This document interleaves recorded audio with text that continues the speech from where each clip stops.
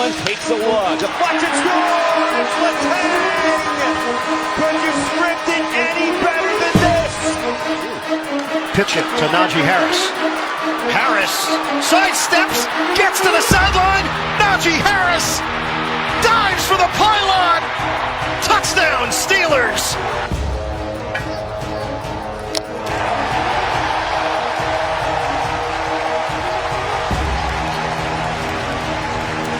I don't think I expected anything less. That's unbelievable. It is absolutely incredible.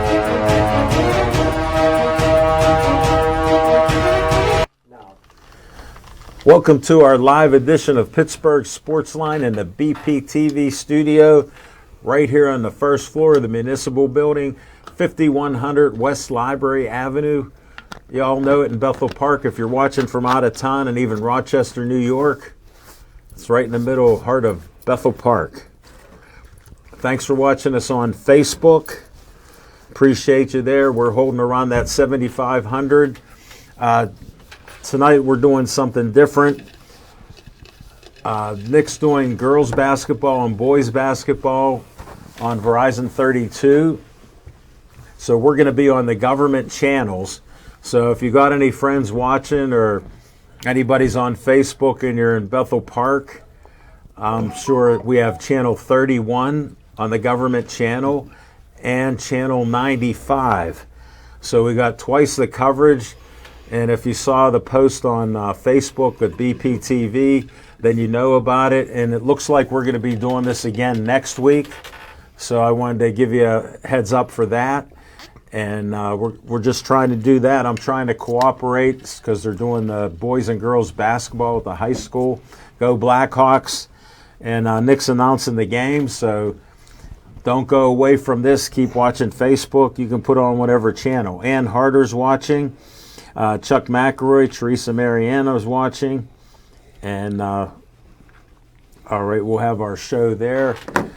YouTube, we're having trouble on it. We're holding at 344. We got some trouble on YouTube tonight. Sometimes with our systems, we got technological issues. And we tried a half dozen times to get it through. But, again, if you're going to watch TV tonight for Pittsburgh Sportsline, it's a special 31, channel 31 and 95. They're the lower numbers on your TV, public access TV. Al Levine, the talking machine. Smoking Jim Frazier's here. Chip Hayner's back. And I want to announce next week Nick will be gone again. So Chip Hayner's coming back to close the year out with 2 shows in a row. And his wife brought in, Brad, I don't know if you can pull a close-up with cookies. And I gotta eat one. Thank you, Stephanie Hayner. They're delicious. And she got the Christmas nuts. I can't see anything Brad's doing, but it looks like he got it in there. He gave me a thumbs up. Arm wrestle for All right, we'll move away from that. You two may have to arm wrestle for this. And hey, in the control room, could you see if there's a flyer for the chili and beans in February 1st? Because I don't think Nick has that on there. But we're going to go to our promos in 10 seconds. My name is Nicholas Callis, and this is the Bethel Park Minute. The Bethel Park regular council meeting scheduled for Monday, December 9th has been postponed to Monday, December 16th. The public, as always, is invited to attend. The municipality of Bethel Park has openings on its Building and Fire Code Appeals Board, Municipal Authority, and Planning and Zone Commission. Members of the Building and Fire Code Appeals Board serve a 3-year term. The Planning and Zoning Commission serve a 4-year term. And the Municipal Authority serve a 5-year term. If interested, please send a letter of interest along with a resume or an outline of your qualifications to Nancy Garino at the Bethel Park Municipal Offices or by email. The Bethel Park Police are currently conducting their annual toy drive. They'll be collecting new and unwrapped toys until the 19th for ages infant to 12th grade. There are donation boxes in the police lobby, at the community center, and at EV True Value Hardware. This year, the police partnered with Life Builders to help distribute the gifts. There will be a distribution event on December the 21st Anyone can scan the QR code for more information on how to sign up for the distribution. Also, Sunday the 15th, the police will be hosting Cocoa with the Popo at the community center from 12:30 to 2:30. They'll have a free hot chocolate bar set up, and anyone bringing a toy to donate will be given a chance to win a gift card. The mayor of Bethel Park, Jack Allen, invites you to participate in the annual Christmas decorating contest. Judging is between December 20th and December 28th. Nominations should be sent to Janet Davin at jdavin@bethelparkpa.gov, or you can call 412-831-6800, extension 211. Winners will be recognized at the January 13th, 2025 council meeting. Bethel Park High School holiday tree auction is going on now. All donations will be online this year. The deadline to donate is December 18th at 2 p.m. You can scan the QR code or go to their website to participate. And Bethel Park Recreation reminds you that it's not too late to sign your child up for the Santa's Elves Day Camp on December 23rd. Adults can also sign up for the comedy night scheduled for January 11th, 2025. Both programs take place at the community center. Go to Bethel Park Recreation's website for more details. My name is Nicholas Callis, and this has been the Bethel Park Minute. Pittsburgh Sportsline supports the Pittsburgh Post-Gazette Strikers. I worked there for 36 years. My former union, CWA PPMWS 14842, Pittsburgh Local Mailers Union number 22, is on strike. Even though health care benefits were secured for workers by the union, Post-Gazette management cut them out without the union's approval and still expected workers to show up without any coverage. Please cancel your Post-Gazette subscriptions online or in print. Pittsburgh Sportsline supports the Pittsburgh Post-Gazette Union Strikers. Frank Fanera, owner of Olive Oil's Pizzeria and the Hillcrest Shopping Center on Route 88. Call them at 412-831-1900. Every Tuesday night, Olive Oil's Pizzeria provides the host and the amazing volunteer crew with an XL pepperoni pizza and a full steak hoagie. They are delicious. Olive Oils is proud to support Pittsburgh Sportsline and the volunteers at BPTV. Stay Joey strong. Joey Fabus died at 8 years old of brain cancer known as DIPG. Since then, the family has come together with community members to create the Joey Fabus Childhood Cancer Foundation, a 501c3 nonprofit. Since being founded, they've raised over $100,000.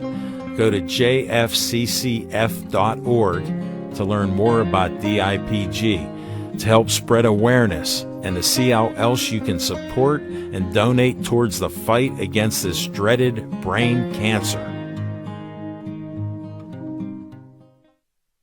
Always Be Smiling, a 501c3 designed to help children and families in need of kidney transplants. The B stands for Bennett, whose memory is embedded in this organization by his parents, Kristen and Dean. Despite the challenges he faced in his 16 and a half years of life, Bennett always had a smile on his face and spread kindness to everyone he could.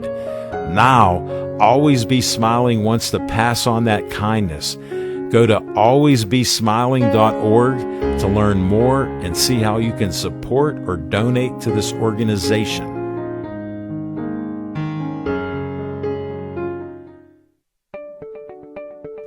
The Bethel Park Community Foundation has money for you. I'm Al Levine, trustee on the board of this great organization. The BPCF focuses on raising money to provide scholarships, grants, endowments, and more. Grant requests are available online from $100 to $5,000. You can also attend fundraisers or donate. Go to bpcf.org to get more information and to stay up to date on upcoming events. The Bethel Park Community Foundation, focusing community resources, building for the future. The Bethel Park Historical Society is a 501c3 that serves Bethel Park. The Historical Society operates out of the Schoolhouse Arts and History Center, located at 2600 South Park Road. Look for the red and white trolley right out front. Reginald's Coffee is inside, and I've heard it's the best coffee around. To visit this great historical venue, email historicalsocietybp@gmail.com.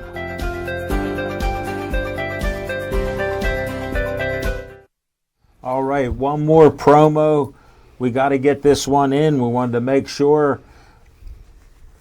I'm with the Bethel Park Community Foundation, and we have a special event coming up February 1st. If you can show the close-up on this control room, pull in on Brad's close-up. We'll see what he got there. Thanks for having me in there, but we need a close-up on this flyer, and I can't read it backwards or through a paper. There it is. Brad, that's an excellent shot. This is our Rookie of the Year for 2024. He's only been here for, I think, I can count the number of times on one hand for how many Well, shows. if that's the case, then wouldn't that be a Rookie of the Year for 2025? Wow. It's like if you call up a rookie and he plays 5 games and then doesn't play a full season. We will till have next to year. discuss this before the new year kicks in. I have it under advisement. Check this out, $40 to come to this. There's even to be an award for best chili. They give you a little cup full of chili. Smokin' Jim said, could he bring his vehicle in and just load the back up? All right, we got to come back to this. Look at the camera.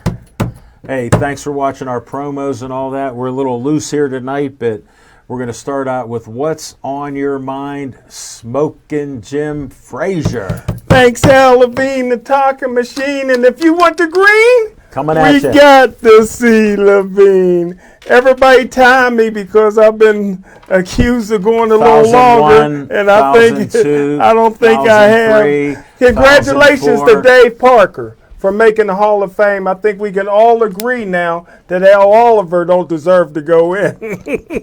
Disclaimer right off the bat. Smoking We can agree. I love Al Oliver. Smokin' Jim did it in 20 seconds. Al Oliver called on our show. and was a great gentleman. He's a minister. Yeah. Smokin' Jim believes in God. He respected him while he was talking a little bit, but he said, what are we doing talking to him? Now, he should be in the Hall of Fame. I'll tease with Chip when he comes up for the rebuttal of Smokin' Jim, but I don't agree at all with you. I believe Al Oliver should be in the Hall of Fame. He was one of the best hitters and a great player for the Pirates. He didn't have superstar stats, but he has better stats than some people in the Hall of Fame. And that don't count against my time. Hey! No, this was mine. I'm disclaiming. You didn't let me finish. Thanks for cutting my time. What he says is only his opinion, does not represent BPTV, Pittsburgh Sportsline, or his best friend Al Levine. So now the timer can start after Chip. Nor do I agree with anything he said. Thank you. So we clarified that Smokin' Jim doesn't know what he was talking about. You deserve credit, Central Catholic, for getting beat 36-3. Did they even get a pitch in? Al Levine, the talking machine. Hey, let's go back a couple years. Al Levine, the talking machine, a couple years. Steelers still need a second wide receiver. That's what everybody says. This past weekend, Jordan Addison, who I wanted, 8 catches, 133 yards, 3 touchdowns. It's his 17th touchdown in a year and a half. And in 3 years, George Pickens only has 10. What a 1-2 duo they would have been.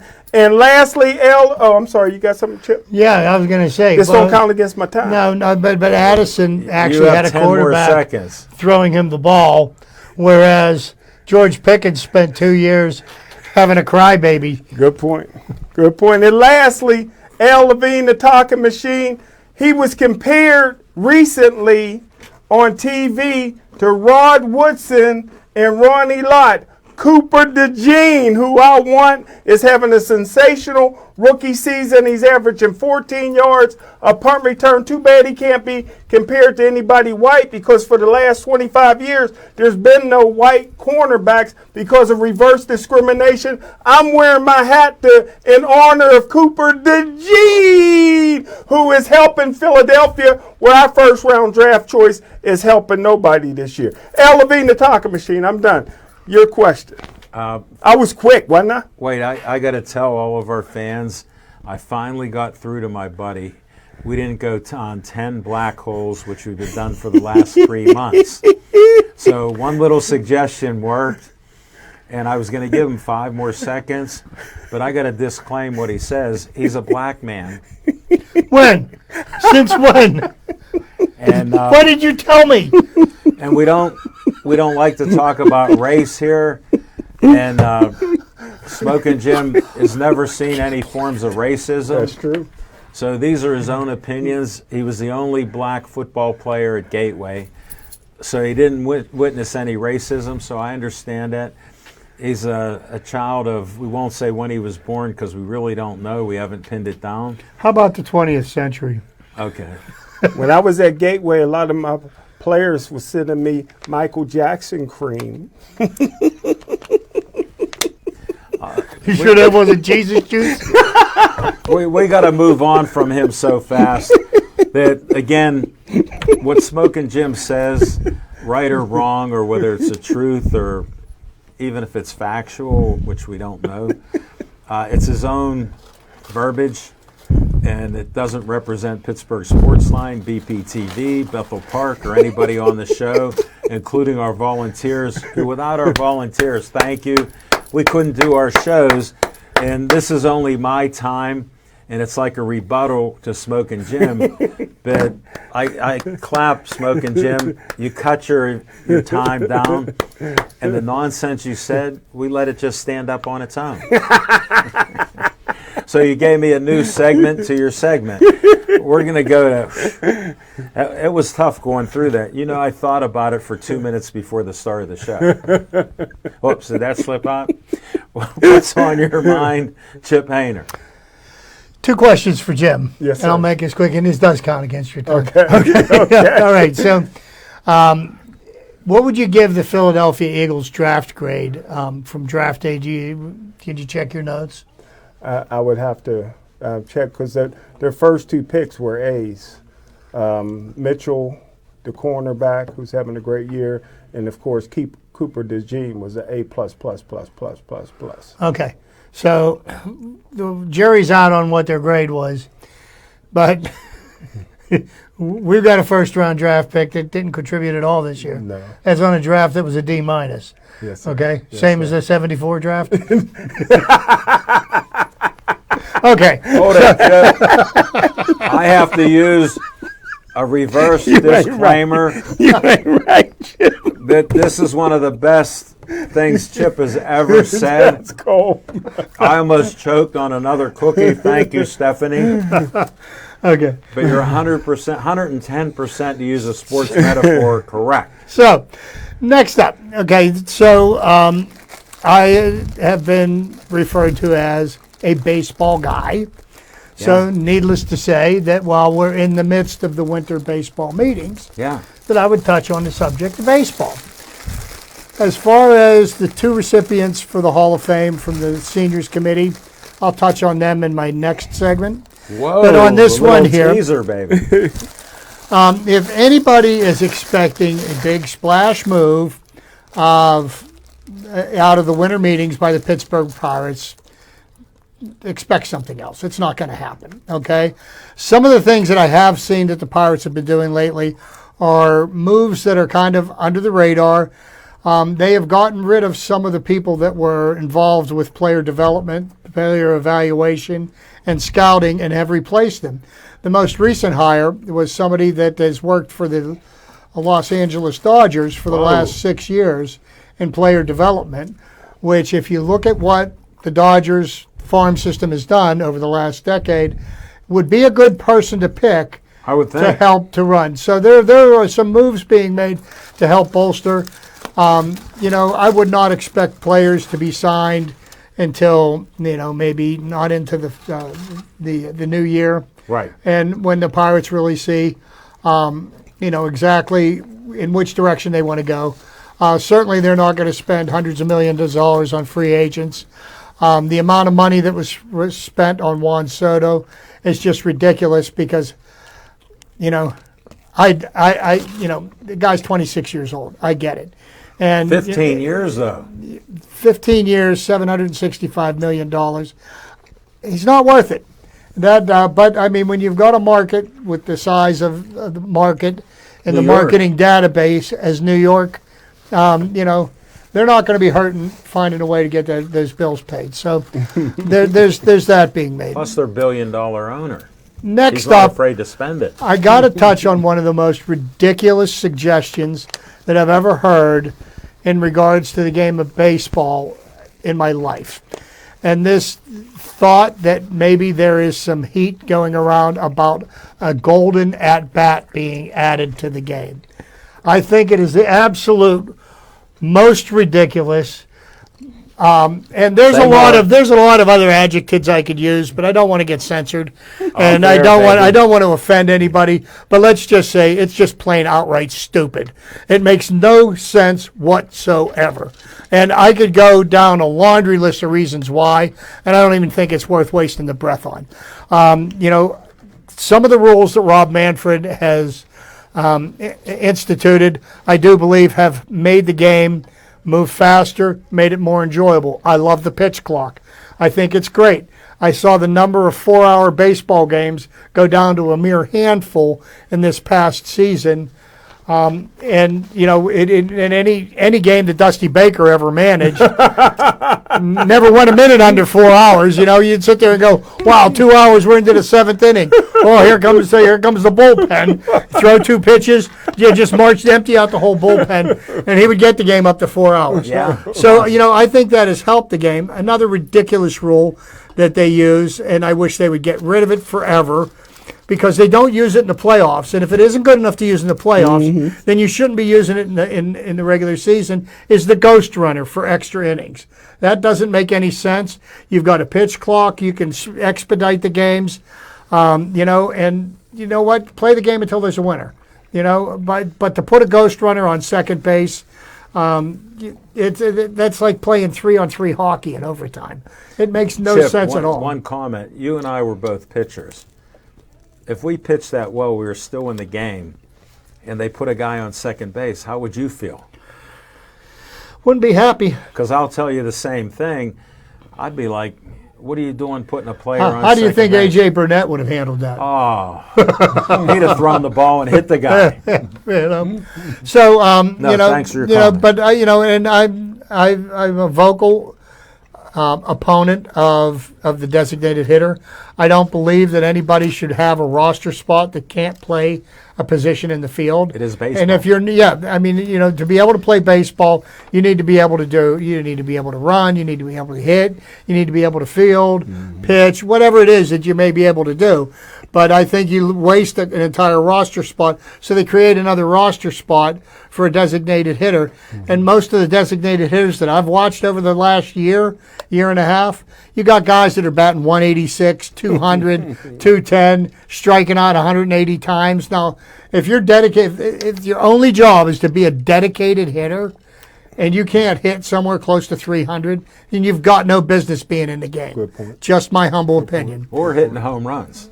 Well, If they could just hit home runs like Dave King. well, if they could hit, they wouldn't need to hit as many home runs. Because the way you score runs in baseball is not hitting home runs, it's putting guys on base. I think I struck a nerve. Yeah, the more guys that get on base, the more runs you're going to score. But, Well, here, before we go too deep, Chip, I want to thank you so much for being a baseball fan since as long as I can remember. At 2 years old, wearing baseball uniforms, having gloves, bats, and balls. I have pictures. I'll have to put it up on a throwback Thursday someday. Yeah. So I have a love of the game, and I like the old-time games no matter what they say and what we argue with Nick about things. But when I heard the golden bat, I'm like, This isn't a video game, and I respect the video gamers and the history and stuff they may learn, but not a golden bat. Leave that for some other. Alan, when I heard that, I threw up in my own mouth. Yeah. You know, I mean, I literally got ill because the fact that they're talking about it, and more Well, the importantly, commissioner's talking about it. That blew the my fact mind. that could potentially become a reality. Yeah. I've got no words for No, it. thanks I mean, for- I've got plenty of words for it. No, we'll but talk you'll off have, air. you'll have to bleep the whole rest of the show, and you know, I don't want to do that. Well, we know a couple things, but thanks for bringing all that up. If you got any more, carry on. No. That's pretty much what's on my mind. The game of baseball. You know, and one last thing, Yeah, and go ahead. I see this all the time because you know all you get on social media is people bashing. Okay, I hate Bob Nutting. He's cheap. He's not going to spend any money. Blah blah blah. You know, cry me a river. You know, But I hear people saying that Major League Baseball should have a salary floor, and I'm sitting here thinking, okay. I'm thinking about all of the different professional sports leagues. How many professional sports leagues have a salary floor? 0. So then why would it make sense for baseball to do that when they don't have a salary cap, nor do they have revenue sharing as they do in the NFL, in the NBA? Well, the NHL, they don't have any revenue, so they don't have anything to share. Nor do they want it. But do you see what I mean? No, it's a great point. You're on fire tonight. You know, the reason why everybody can spend up to the cap in the NFL, because there's equal revenue sharing. Yeah. Okay, so the big, stronger franchises help to support the smaller franchises and enables them to be competitive. Like, look at the Jacksonville Jaguars this year. Good but points. Yeah. you know, so what do you think? How it makes sense that there's a salary floor? I don't know. Maybe I gave the correct answer. I didn't with go to 0. Gateway. Maybe somebody can explain this to me in terms that I can understand, but I don't understand it. Ask a guy that was. No, never mind. He You was know, an fluent. interesting thing was somebody was on this Pittsburgh Pirate fans page had thrown out the gold net bat. Yeah. And or no, they threw out the salary floor. So I posed the question on there because I don't really respond to these kind of things. Right. Like, is there any other professional sports league that has a salary floor? And you want to know who the person that liked my comment was? Paul Skeens. Really? Wow. That's awesome. The real Paul Skeens? I don't know. Wow. I mean, you know, it came up as Paul Skeens. I don't know. Wow, ain't Chip. that something? You're holding on a big fish. I pulled it Got a up. big I fish. hooked a big fish. But to be honest with you, it's ridiculous. No, way to go, and that's how ridiculous it is. You know, I mean, To most of us here, 2 out of 3, it's ridiculous. when you got teams that can afford to pay over $700 million for players, and there's some franchises that aren't even worth $700 million, you got to do something to fix the system that's broken. Yeah, no, you're right on that. All right, thanks, Chip. Let me get back. Pete Kasich's watching. Ralph Williams said hello, guys. Ann Harder said this, Smoking Jim. We got a couple Smoking Jim comments. Jim looks white to me. And you want to know something? That was long before he ever played quarterback. Thank you, Ann. Nick Rohde said, congratulations, Smoking Jim. You were spot on about Jordan Addison. Nick, that's just what he needed to build up that huge basketball ego. Now he's like, he looks like the Goodyear blimp over there. We'll need a close-up on his head. No, thank you. Ty Polka's watching. Ralph Williams, winter meetings, Pirates sign 2 1-15 pitchers at $2 million, 1-year contract. Thanks, Ralph. Appreciate that. Every PIAA game that Ty Polk called, the WPIL lost this year, so. We'll have to get Ty Polk back on next year. 2025, Ty will hold a seat for you. We may go to 5 co-hosts, so check it out. We may have 5 of us on the show. We'll do that. And let's see. Michael, I heard we're on YouTube. I got a notification. Pittsburgh Sportsline's on YouTube. Thanks, Michael, for trying 32 times to get on there. We appreciate it. And to all our viewers on YouTube, we salute you. Thanks for joining us. All right, what's on my mind? I got a couple things. I'll be like Smoking Jim. I'll watch my time. Real simple. Why is anybody complaining about coaching, players, or anything else when we're in first place? Imagine if we're in Dallas. Never mind on that. We'll just stop at that. And then anybody that believes George Pickens was injured for the last game and now he has a hamstring tear and he could be out another week or even play this week, let me explain what's happening. The coaches aren't allowed to tell the truth in hockey, baseball, football, etc. George Pickens had a long leash on him, and guess what? They cut the leash on him, and he can't come back until he does something to the other players and coach, maybe like apologize and say he won't do it. And a red flag that I talked to Smoking Jim about, number 77, who's not really playing that well because he never was a good blocker, but we made him a first-round pick for a left tackle, and you still got Open Door Moore doing it, and he's not an all-pro level. I watched him again. He's not an all-pro. We'll talk about that. He was his counselor. Did you see him talking to Pickens as he's freaking out? And what did it do? He did it again and again. So if you don't know Coach T's a player's coach, he doesn't like to discipline anybody. And this is a discipline, in my mind, of George Pickens. And he wanted to prove a point that we could win without him. So Coach T got his point in there without saying the truth to the media. So that's what's on my mind. I'll take any comments or rebuttals. Real quick, Jim. Go ahead and let Jim go. We're counting. Al Levine, the talking machine, can you pass down the cookies, please? Now you can have one. Go ahead, Chip. You can go now. All right. So here's the thing, and you mentioned something about Mike Tomlin, and I was thinking about this afternoon. I spent a lot of time in the cab of my truck today driving all over God's green earth, but so. I think Mike Tomlin gets more out of players than any other coach. I don't debate that. Because, I'm going to give you some examples. Okay? Look at Antonio Brown. Yeah. Under Mike Tomlin's tutelage, Antonio Brown probably became one of the best receivers in professional football. Right. Or wrong? Mm-hmm. Okay? Once he left the Steelers, he was nothing short of a train wreck. Okay? Martavis Bryant. When he was here playing for the Pittsburgh Steelers, he did some incredible things on the field. Hasn't done a single thing for any other coach since. Let me give you a more current one. How about Deontay Johnson? Deontay Johnson was an adequate enough receiver. Sure, he ran backwards, and yes, he dropped every other pass.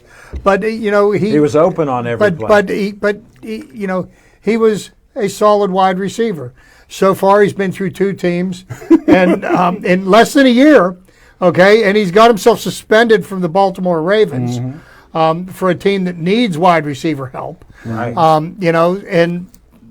So Tomlin was able to get production out of him, and he was, again, another diva.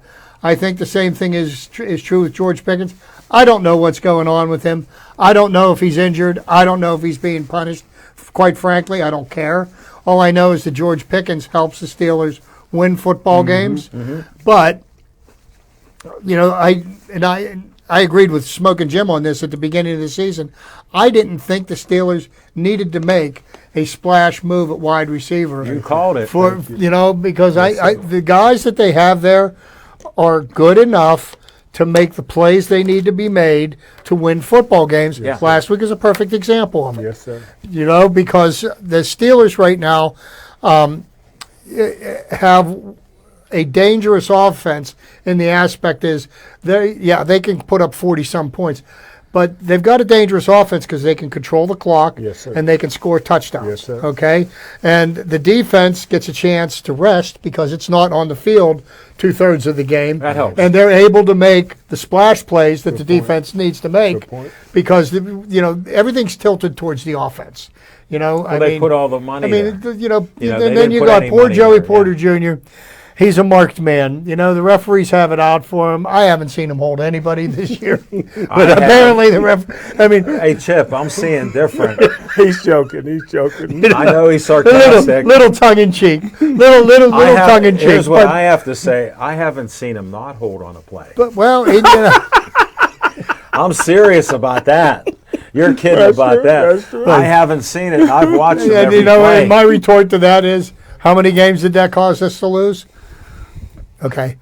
Well, my retort to that is Conrad Dobler That's was my one of the favorite. greatest My players favorite. ever that admitted he committed a foul on every play because they wouldn't call it. Well, So if somebody finally pulled a page out of his book, I salute him. And my point is, we're all, like me, I'm old school. So I don't understand dealing with divas like that.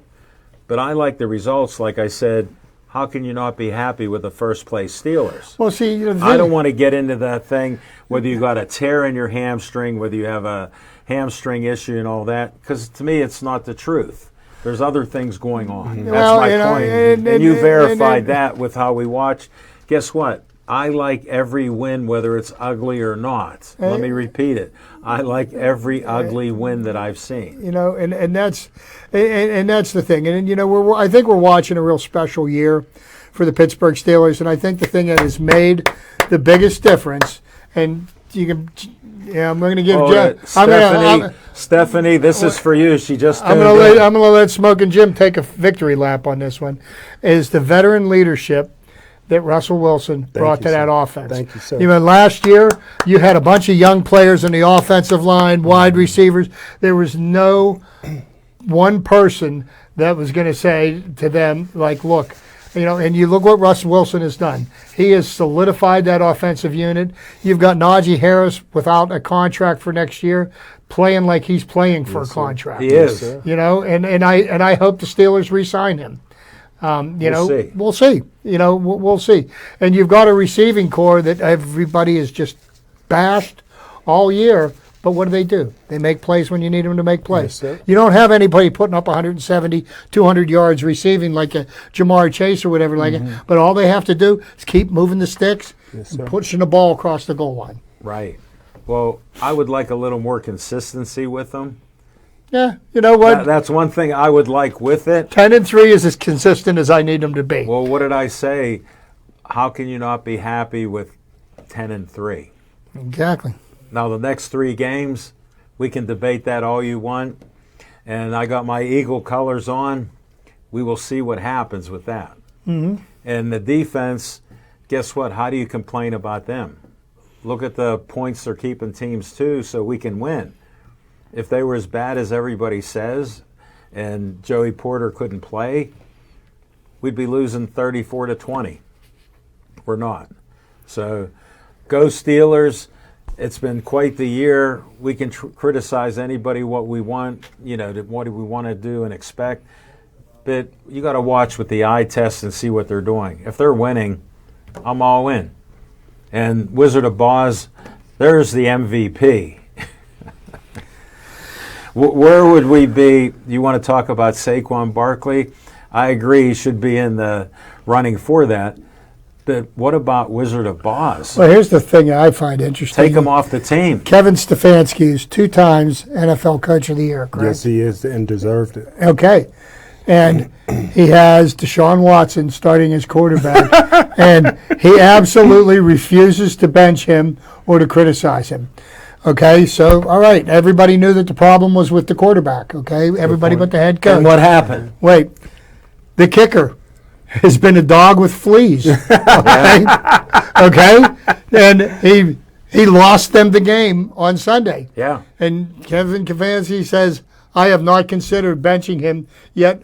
And then everybody was talking like, yeah, he's going to be looking for a job Monday morning.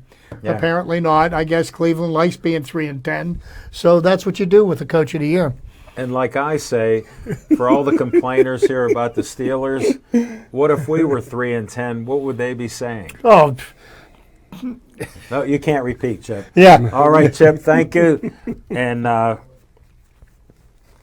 let's see, we got that in there. We're gonna, before we go to Chip, I need a shot of me. Yeah, why don't we got Fiction and Fact from Smoking Yeah, Jim's? we're gonna do that. And thank you, Stephanie Hayner. Thank you, Steph.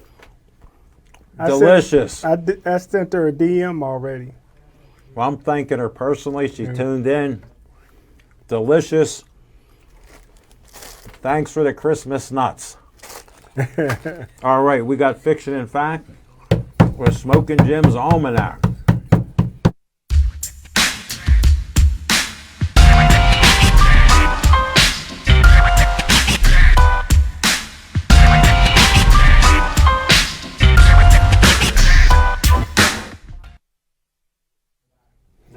All right. Thanks, Al Levine, the talking machine. And